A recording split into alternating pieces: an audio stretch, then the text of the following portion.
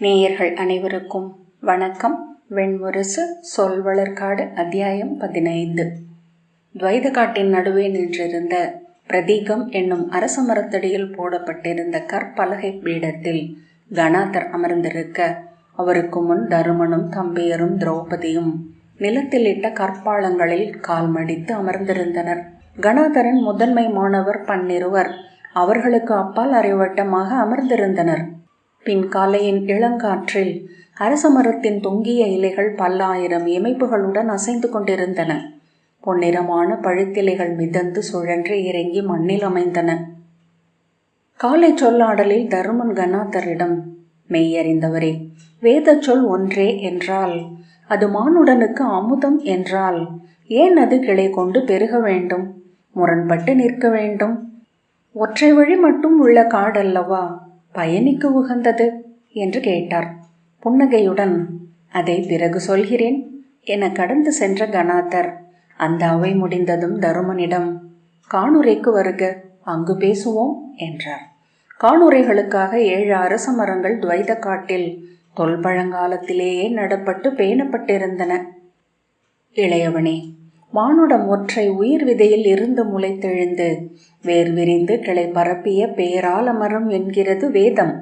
விண்ணில் உள்ளன அதன் வேர்கள், கிளைகள் மண்ணில் விரிந்துள்ளன என்று விளக்குகிறார்கள் சிலர். அடிமரத்தை விலக்காவிட்டால் கிளைகள் விரிய முடியாது. ஒவ்வொரு இலையும் தனித்து மலராவிட்டால் ஒளியை அள்ள முடியாது. ஒன்றை ஒன்று விலக்காவிட்டால் மரங்கள் காடென பரவ முடியாது. இங்கு கணந்தோறும் பறந்து செல்லும் மானுடம் அதன் முரண்பாடுகளாலேயே தன்னை பெருக்கி வளர்த்து கொள்கிறது. ஒன்று பிரிது போல் அல்லாதாகிறது, ஒன்று பிரிதை மறுத்து நிற்கிறது. ஒவ்வொன்றும் தனக்குரிய இடத்தை கண்டடைகிறது. அனைத்தும் நிரப்பாத இடத்தை புதிதொன்று எழுந்து நிறைக்கிறது. ஒரு துளியும் ஓய்ந்திருப்பதில்லை என்பதனாலேயே கடல் அலை கொள்கிறது. ஒவ்வொரு விண்மீனுக்கும் தனியுலகு இருக்கும் அளவுக்கு பெரியது விசும்பு என்றார் கணாதர். ஆயினும் முதல் விதை ஒன்றே என்று உப்பை அளிக்கும் மண் அறியும், நீரை சொரியும் விண்ணும் அறியும். ஆகவேதான் மானுடம் ஒரு குடும்பம். உறவொருவன் பிறனொருவன் சிற்றுளத்தோர் சொல்வர். உளம்பெரிந்து வாழ்பவருக்கோ உலகோர் ஒரே குடி என்று அவரது மாணவர்கள் தாழ்ந்த சுதியில் பாடி வணங்கினர். வசுதைவ குடும்பகம் என்னும் சொல்லாட்சி மட்டும் மீண்டும் மீண்டும் ரீங்கரித்தது. மண்ணுக்கு அடியில் உள்ள உலோகங்கள் அனைத்தும் ஒன்றே என்று அறிக. ஒன்று பொன்னென எழுந்து மன்னர்களின் மணிமுடியாகிறது. அழகிய முலைகள் மேல் தவழும் அணிகலன்களாகிறது. இன்னொன்று செம்பென எழுந்து அடுப்பில் கனல்கிறது. பிரிதொன்று கண்ணங்கரிய இரும்பென்று வந்து உழுப்படையாகிறது, கொல்லும் படைக்கலமாகிறது. பொன் எத்தனை மதிப்புள்ளதாயினும் அது அடுமனை களம் என அமையாது, மேழியோ வாளோ ஆகாது என்றார் கணாதர். எங்கள் தொல்மரபு பயன் தரு வேதத்தையே முன்வைக்கிறது. மேழியும் வாளுமாகும் சொல் இது. இங்கிருப்பவை அனைத்தும் எங்கிருந்தோ அளிக்கப்பட்டவை என வேத சொல்லை விளக்கி கொண்டது சௌனக பெருமரபு என்றார் கணாதர். அளிக்கப்பட்டவை அனைத்தும் கொண்டு நுகர்ந்து அறிந்து ஆளப்பட வேண்டியவை. அழிப்பதோ அறிய முடியாத பெரு விசும்பு. விசும்பென எங்குள்ளது வானம். வானத்தை மண்ணுடன் இணைப்பது எரி. எரிக்கு அவியூட்டுதல் ஒன்றே மானுடன் விசும்புடன் உரையாடும் ஒரே வழி. எனவே வேதித்து வேட்டி எரிச்செயலாற்றுதல் ஒன்றே மானுடர் செய்யக்கூடுவது என்றனர். எரிக்கு அவியூட்டாத குலம் ஏதும் இம்மண்ணில் இல்லை என்று கணாதர் தொடர்ந்தார். தங்கள் வழியில் தங்களுக்குரிய மொழியில் அதை செய்து கொண்டிருக்கிறார்கள் குடிகள். ஆனால் எதுவும் முறைப்படுத்தப்படும் போது முனை கொள்கிறது. முனையில் இருப்பவர் மேலோராகி விடுகிறார்கள். சீரமைக்கப்பட்ட எதுவும் எவரோ எதற்கோ அமைக்கும் படைக்கலம்தான். 4 வேதம் முறைப்படுத்தப்பட்டதும் 4 குலமும் அமைந்தது. குடிகள் அனைவரும் 4 என பிளந்து மேல் கீழென அடுக்கப்படலாயினர். தொல்காலத்தில் குலம் 4 வேதம் ஓதின. பின்னர் 4 குலம் மட்டுமே வேதம் ஓதலாம் என்றாயிற்று. பிறர் ஓதுவது வேதமே அல்ல என்றும், வகுக்கப்பட்ட வேதத்தை அவர்கள் ஓதலாகாது என்றும் சொல்லலாயினர். வேதம் கொண்டவரும் வேதம் மறுக்கப்பட்டவரும் என மானுடம் பிரிந்தது. இளையோனே, இங்கு அசுரரும் அரக்கரும் வேதம் ஓதியுள்ளனர் என்று கற்றிருப்பாய். ராவணனுக்கும் பிரகலாதனுக்கும் மறுக்கப்படாத வேதம் எப்படி மானுடருக்கு மறுக்கப்பட்டது என்றார் கணாதர். ஏனென்றால் அரசுகள் அடிமைகள் என்று ஆள முடியாது. என்று இங்கு முடியென்றும் கொடியென்றும் கோலென்றும் நூலென்றும் அமைந்ததோ அன்றே தொழும்பரும் உரிமை மாக்களும் உருவாயினர். வேதம் தூயதென்றால் வேதம் ஓதுபவரை அடிமை கொள்ளலாகாது. எனவே வேதமில்லாதோரை உருவாக்கி வேதமின்மையையே காட்டி அவர்களை வென்ற அடிமை கொண்டனர். பிருது முதல் யயாதி பரதன் என தொடர்ந்து பிரதீபன் வரையிலான மன்னர்கள். நீ ஆளும் பாரத வருஷம் அவ்வாறு உருவானதே. எனவே முறைப்படுத்தப்பட்ட நால் வேதத்தை முற்றெதிர்ப்பதே சார்வாகம் என அமைந்தது. எரியூட்டுதலை, மூவேளை நீர் வணக்கத்தை அது மறுத்தது. தெய்வங்களை செறுத்தது. பூசகர்களை, அவர்களின் சடங்குகளை இகழ்ந்தது. இங்குள்ளது பருவெளி, மானுடன் அதில் ஒரு துளி. அதை ஆக்கி உண்டு அதில் இன்புற்று மறைவதே அவனுக்குரிய கடன். இதற்கப்பால் உள்ள எதன் ஆணையையும் நிறைவேற்றும் பொறுப்பு அவனுக்கு இல்லை என்றார் கணாதர். அரசனே, மேல் கீழ் என்று இல்லை. மானுடர் என்னும் ஒற்றை சொல்லில் உள்ளது சார்வாகம். நாற்குலம் இல்லை. குலமில்லாதோர் எவருமில்லை. மெய்வேதமென்று ஒன்று இல்லை. வேதமெல்லாம் மெய்யே என்கிறது அது. இன்புறுதல் என்பது இங்குள்ள உயிர்கள் அனைத்திற்கும் உள்ள உரிமை. எனவே எரி நீர் வழி ஒளி விசும்பு எவருக்கும் உரியதல்ல. எவர் தெய்வமும் மண்ணையும் விண்ணையும் முழுதாளவில்லை. ஆற்றல் வெல்கிறதே என்பதுதான் பருப்பொருளின் மாறா நெறி. பெரிய பாறை சிறிய பாறையை உடைக்கும். யானை முயலை மிதித்து கடந்து செல்லும். எனவே ஆற்றல் கொண்டவராகுக, வெற்றி கொள்க. அதையே மானுடருக்கு நாங்கள் சொல்கிறோம். இங்கு எளியோர் எவரும் இல்லை. பெருந்திரளாகச் சூழ்ந்த எறும்புகளின் புற்றை கண்டு யானை அஞ்சும். அதில் உள்ளது இயற்கை அளிக்கும் செய்தி. அந்த ஒன்றே இவை அனைத்தும் என்னும் ஒற்றை சொல்லில் இருந்து வேதத்தை பொருள் கொள்ளலாயிற்று தொன்மையான கௌஷிதக மரபு என்று கணாதர் தொடர்ந்தார். இது அது என தொட்டு தொட்டு சென்று அனைத்தையும் வளைத்து அவை ஒன்றே என்றாக்கியது. அதன் பெயர் அறிபடு பொருள். அறிபடு பொருளை அறிவது இங்கிருந்து தானென்று உணர்ந்து தன்னை அறிவென்றாக்கிக் கொள்வது. அதை அறிவது என்றனர். அகன்று நோக்கினால் அதுவும் அறிபடு பொருளில் அடக்கம். ஏனென்றால் அலை கடலில் இருந்து வேறல்ல என கூறினர். எனவே இங்கிருப்பது அறிபடு பொருளாகிய அது ஒன்றே என்பதே கௌஷிதக மரபின் கூற்று. அது தன்னைத்தானே அறிந்து கொள்வதே அறிவென்றாகிறது. எனவே அறிபடு பொருளும் அறிவதும் அறிவும் ஒன்றே என்றனர். இங்கிருப்பது முதலும் முடிவுமற்ற அறிவொன்றே என சொல்லாடினர். கணாதர் சொன்னார், ஒவ்வொன்றாய் தொட்டெண்ணி எண்ணுவதனைத்தையும் ஒன்றென காட்டி நிறுவுவது அவர்களின் வழி. ஒன்றிலிருந்து விரித்து அனைத்துக்கும் பொருள் காண்கின்றனர். அறிவதெல்லாம் அறிவொன்றையே என்னும் அவர்களின் வரியுடன் முரண்பட்டு எழுந்ததே சார்வாக பெரு நெறி. அறிபடு பொருள் என்றும் அறிபடு பொருள் என்றும் அறிவதற்கு அப்பால் மட்டுமே உள்ளது. அவை இணைவதே இல்லை. அறிவதனைத்தும் நம் புலன்களினூடாகவே. ஆகவே அறிவு எல்லைக்குட்பட்டது. அழகில்லாத அறிபடு பொருளை அது ஒருபோதும் முற்று அறிவதில்லை என்றார் கணாதர். எனவே ஓர் அறிதல் உண்மையா என்னும் வினாவுக்கே எங்கும் இடமில்லை. அது பயனுள்ளதா என்பது மட்டுமே உசாவப்பட வேண்டும்.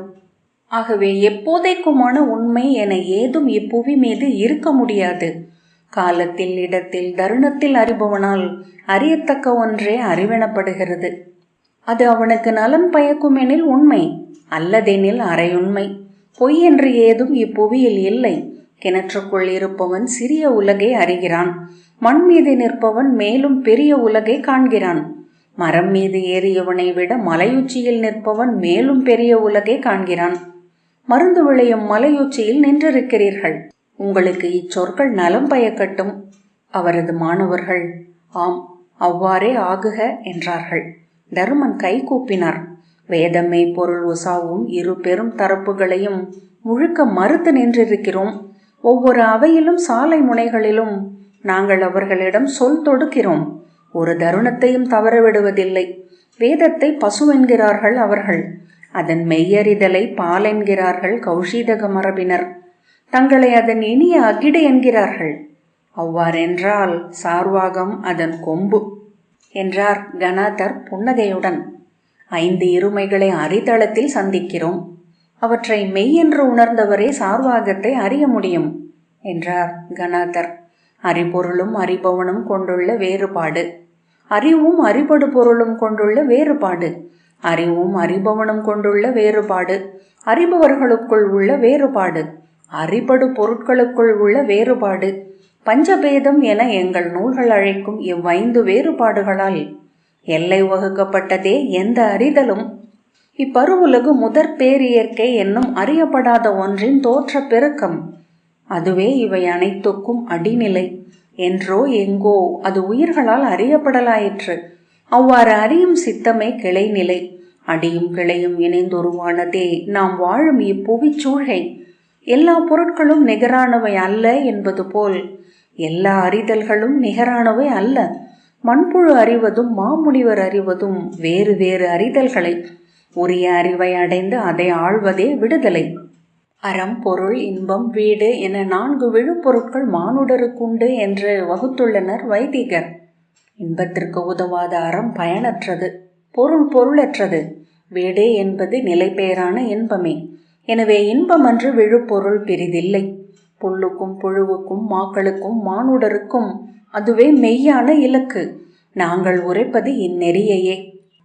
காமமே புருஷார்த்தம் என்பதனால் எங்களை காமிகர் என்று கூறுவதுண்டு. சார்வாக மெய்நெறி உனக்கு உரைக்கும் வழியும் அதுவே. கணாதர் சொல்லி முடித்து கை தூக்கி வாழ்த்துரைத்தார். தருமன் நீள் மூச்சு விட்டு, ஆசிரியரே, என் சொல்மீறலை பொறுத்தருள்க. நீங்களும் மகா சௌனகரான காத்தியாயனரும் சொன்ன வழி ஒன்றே. எளியவன் அதை தெய்வங்களின் ஆணை என கொள்ள கடமைப்பட்டவன் என்றார். ஆனால் இத்தருணத்தின் வழிகாட்டலை என்னால் ஏற்க முடியவில்லை. இன்று காலை என் இளையோருடன் என் வழி எதுவாக இருக்க முடியும் என்று பேசினேன். காலமடிப்புகளை காணும் விழி கொண்டவன் என் இளையோன் சகதியவன். இப்புவியில் எந்தை பாண்டுவின் வடிவென வாழ்பவன். அவன் காட்டிய வழியே எனக்கு உவப்பென தோன்றுகிறது. இன்பத்தை நாடுக என்பது இப்புவி எங்கும் நீரையும் காற்றையும் ஒளியையும் போல பரவி கிடக்கும் பேருண்மை என்பதை உணர்கிறேன். ஆனால் எது இன்பம் என எப்படி அறிவது? இளங்குழந்தை வெல்லமே இன்பம் என எண்ணுகிறது. மூவேளையும் வெல்லத்தை மட்டுமே உண்டு வாழ அது விழைகிறது. அன்னை அதை அள்ளி மடியில் இட்டு கால்களை பற்றி கொண்டு கசக்கும் பச்சிலை சாற்றை புகட்டுகிறாள். இன்று இன்பம் பயப்பது நாளைய துயராக இருக்கக்கூடும் அல்லவா? படை கொண்டு சென்று அஸ்தினபுரியை நான் வெல்வது உடனடியாக நான் நாடும் இன்பம் என்பதில் ஐயமில்லை. அதுவே என் குல அறம். அதை செய்தால் நான் வேத நெறி பேண முடியும். என் குடியினருக்கு அளித்த சொல்லுறுதியை பேண முடியும். 12 ஆண்டு கால கான் வாழ்வில் நான் இறப்பேன் என்றால் ஆற்றப்படாத கடமைகளுடன், பேணப்படாத சொற்களுடன், அடங்காத விழைவுகளுடன் இவ்வுலகு விட்டு செல்வேன். மறுபிறப்பில் புழுவென பிறந்து காலத்தை கனம் கனம் என நெளிந்து தீர்ப்பேன். அதை இத்தருணம் நன்கு உணர்கிறேன். ஆனால் என் உள்ளம் உறுதியாக சொல்கிறது, இவ்வின்பம் இன்று இத்தருணத்திற்கு மட்டுமே உரியது என்று. இவ்வினிய கனி என் நாவுக்கு சுவை தரலாம், என் பசி ஆற்றலாம். நாளை எனக்கும் பின் என் கொடி வழியினருக்கும் நோய் அளிக்கும். இன்னும் 1000 ஆண்டு காலம் அந்நோய் நீடிக்கும். இன்று நான் கசப்பு மருந்தை உண்ணவே விரும்புகிறேன் என்று சொல்லி தலை வணங்கினார். கணாதர் மாறா புன்னகையுடன், அதுவும் நன்றே. மெய்மை நாடுபவன் எளிதில் நிறைவடைய மாட்டான். அனைத்து தரப்புகளையும் அறிந்த பின்னர் முடிவெடுப்பதே உன் வழி என்றால் அவ்வாறே ஆகுக என்றார். அவரது மாணவர்கள் ஆசிரிய வணக்கத்தை சேர்ந்து பாடினர். கை கூப்பி வணங்கிவிட்டு கணாதர் எழுந்தார். தன் குடில் நோக்கி நடக்கும்போது இளையோர் 4 சொல்லின்றி தலை குனிந்து வருவதை தருமன் உணர்ந்தார். சொல்லின்மை உடலை எடை கூட செய்யும் போலும் என உணர்ந்தார். காலடிகள் கற்பாறைகள் என மண்ணில் பதியும் ஒலி கேட்டது. அவர்கள் விழையாதது என்ன நடந்தது? சகதேவன் சொல்லை நகுலன் கடப்பதில்லை. அர்ஜுனன் இங்கு உளம் ஒட்டாதவன். பீமன் மானுட உலகில் வாழ்வதில்லை. திரும்பாமலேயே அவர்கள் ஒவ்வொருவரின் முகங்களையும் விழிமுன் கொண்டு வந்தார். அவை தனிமை கொண்டிருந்தன. எங்கும் எவருடனும் தனிமை கொண்டிருக்க மானுடரால் இயலும். குடிலுக்கான பாதை பிரியும் போது ஒவ்வொருவராக தலை வணங்கி கடந்து செல்ல திரௌபதி அவருக்கு பின்னால் வந்தாள். தருமன் திரும்பி பார்த்து, நீ பீமனுடன் இருந்தாக வேண்டிய நாட்கள் என்றார். என் விழைவுப்படியே அவை வகுக்கப்பட வேண்டும் என நெறியுள்ளது என்றாள் திரௌபதி. தருமன் முகம் மலர்ந்து, ஆம், இத்தருணத்தில் நான் தேடுவது உன்னை மட்டுமே. உன்னிடம் சொல்லப்படாதவற்றால் என் உள்ளம் விம்மி கொண்டிருக்கிறது. ஒவ்வொரு கணமும் நான் உன்னுடன் பேசிக் கொண்டிருக்கிறேன். அவள் இதழ்கள் புன்னகை போல வளைந்தன. கண்களில் சிரிப்பென ஒன்று வந்து மறைந்தது. பேரவையில் ஆடையில்லாமலானவர் போல தருமன் கூசினார். விழி விலக்கி, ஆம், உன் உள்ளம் சொல்வதை கேட்கிறேன். இம்மண்ணில் எனக்கு இணையான இழிந்தோன் பிறனில்லை. அறமென்று பேசி நிலை கொள்ளல் அறியாது உழல்பவன். இருளையெல்லாம் ஒடுக்கி சுருக்கி இக்கட்டுகளில் பேருரு கொள்ளச் செய்பவன். கோழை, பேடி, பெருவிளைவு கொண்டவன் என்றார். நீ இம்மண்ணில் உள்ள அத்தனை சொற்களாலும் என்னை வசை கூறலாம். அனைத்துக்கும் நான் உரியவனே. அவள் விழிகளில் மிகச் சிறிய மாற்றம் கூட நிகழவில்லை என்று கண்டதும் அவர் உள்ளம் திடுக்கிட்டது. கைவிரல் நுனிகளில் இருந்து ஒரு நடுக்கும் போல எழுந்த சினம் காது மடல்களில் வெப்பம் கொள்ளச் செய்து தலையை நிறைத்து விழிகளில் ஆவி எழுந்து மறைத்தது. பின்பு மெல்ல எண்ணம் எழுந்தது. ஏன் அச்சினம்? நான் என்னை இறக்கிக் கொள்கையில் அதை மறுத்து ஓர் உணர்வு அவளில் எழ வேண்டுமென எண்ணுகிறேன். புறக்கணிக்கப்படும் மன்னிப்பு கோரலைப் போல பெருஞ்சினம் ஊட்டுவது பிரிதில்லை. தன் நெஞ்சிலேயே குருவாளை குத்தி இறக்குவது போல அவர் மேலும் சொன்னார். அந்த ஒரு நாளின் பொருட்டே நான் வாழ்நாளெல்லாம் இழிவு சூடுவேன். தலைமுறை நினைவுகளில் கீழ்மகனாக நீடிப்பேன். பல்லாயிரம் ஆண்டு காலம் பாரத வருஷத்து பெண்களால் பழிக்கப்படுவேன். அதற்கெல்லாம் முற்றிலும் தகுதியுடையவனாக இழிந்தேன். ஆனால் உன் முன் தலை வணங்கி உன் கால் புழுதியை தலை சூடினால் என்னை நான் மன்னித்துக் கொள்வேன். உன்னால் காரி உமிழப்பட்டாலும் அதற்குரியவன் என்றே என்னை எண்ணுவேன். அவளுடைய அமைதி அவரை உடல் நடுங்கச் செய்தது. மீண்டும் எழுந்த சினத்தை வெல்ல தன்னிறக்கத்தை உருவாக்கி கொண்டார். ஆம், தீது விளைந்தது. நான் தீதை எதிர்நோக்கவில்லை. அதை நான் உருவாக்கவும் இல்லை. இருந்தும் அதன் அனைத்து பழிகளையும் சூடி இங்கு நின்றிருக்கிறேன். குடியறத்துக்கும் பேரறத்துக்கும் நடுவே சிக்கிச் செயலிழந்ததை அன்றே பிழையேதும் இழைக்கவில்லை. ஆயினும் இதோ புழுவெனச் சிறுத்து மண்ணில் நெளிகிறேன். உன் கால்களை என்மேல் வைத்து அரைத்து தேய்த்து விட்டு செல். ஏனென்றால் பணிபவர்களையே உங்களால் மேலும் பணிய வைக்க முடியும். பணியாதவர்களை கொல்ல மட்டுமே முடியும். பின்பு அவர்களை குற்ற உணர்வால் தெய்வமாக்கி தலைமேல் சுமப்பீர்கள். என் தலையை உங்கள் அனைவருக்கும் கீழே வைக்கிறேன். நெஞ்சில் மிதித்து தலைமேல் ஏறி செல்லுங்கள். உயர்ந்த மலையுச்சிப்பாறை என இருக்க விழைபவன் அல்ல நான். என்று படிக்கல்லாக இருப்பதே என் ஊழ்வினை என்றால் அவ்வாறே ஆகுக. அவர் உள்ளம் அச்சொற்களினூடாக மெல்ல விடுபட்டது. நான் ஏன் இவள் முன் இத்தனை சிறுமை கொள்ள வேண்டும்? தருக்கி எழுந்தது இவள் பிறப்பிலேயே கொண்ட ஆணவம். பருந்தின் கையிலிருந்து துடித்தபடி விண்ணில் பறந்த மீன் போன்றவன் நான். இவள் மிஞ்சி எழுந்தமையால் வீழ்ந்தாள். அவ்வாறு பாரதத்தை ஆள விழைந்தவள் அதற்கு எதிர்வினையாக வருவதையும் ஏற்றே ஆக வேண்டும். குலமகள் அல்ல இவள், அரசி. முடிசூடிய அரசியை படை சூடி வந்த வீராங்கனையை பெண் என்று நோக்க வேண்டியதில்லை என்கின்றன ஸ்மிருதிகள். இவள் ஆடிய நாற்களத்தில் வெட்டுண்டாள். நானும் அதில் ஒரு காய் மட்டுமே. அவ்வெண்ணங்களால் மெல்ல அவர் முழுமையாக விடுபட்டார். எத்தனை கணங்களாகி இருக்கும்? 100 காலடிகள் வைக்கப்படவில்லை. அதற்குள் உள்ளம் எங்கெங்கோ சென்று எவ்வண்ணமோ உருவழிந்து உருவெடுத்து புது பிறப்பு கொண்டு மீண்டு வந்து நின்றிருக்கிறது. அமைதியுடன், நீ சொல்ல வேண்டியதை சொல்லலாம் தேவி என்றார். அவரது அமைதி அவளை சீண்டுவது வெளிமாறுதலில் தெரிந்தது. நிலை மீண்டு அவரை எதிர்கொள்ள அவள் சித்தமாக வரவில்லை. அவர் உள்ளத்தில் ஒரு புன்னகை எழுந்தது. ஆம், இதுவே சிறந்த வழி. அந்த உள நெகிழ்வும் சினமும் நன்றே. அவை என் ஊசலை அத்திசைக்கு ஆட்டி இத்திசைக்கு எழுப்பிவிட்டிருக்கின்றன. எவர் முடிவை என்று கனாதரிடம் அறிவித்தீர்கள் என்று திரௌபதி கேட்டாள். அவள் அக்கேள்விக்கென சேர்த்திருந்த சினம் அதற்கு முற்கணம் கொண்ட சிறு தயக்கத்தால் விசையிழந்து விட்டதென்றும் செயற்கையாக உளம் திரட்டி அதை கேட்கிறாள் என்றும் அக்குரல் சற்று இடறியதிலிருந்து தெரிந்தது. என் முடிவு என்று தருமன் சொன்னார்.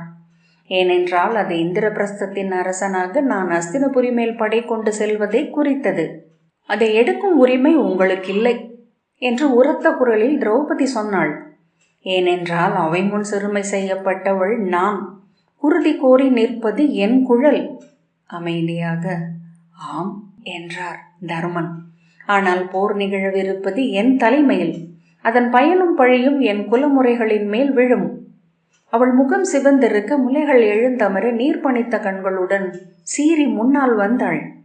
நாணமில்லையா உங்களுக்கு? இத்தனைக்கு பின்னரும் அஞ்சி குறுகி குழிமுயல் போல மண்ணுக்குள் குவிந்திருக்க.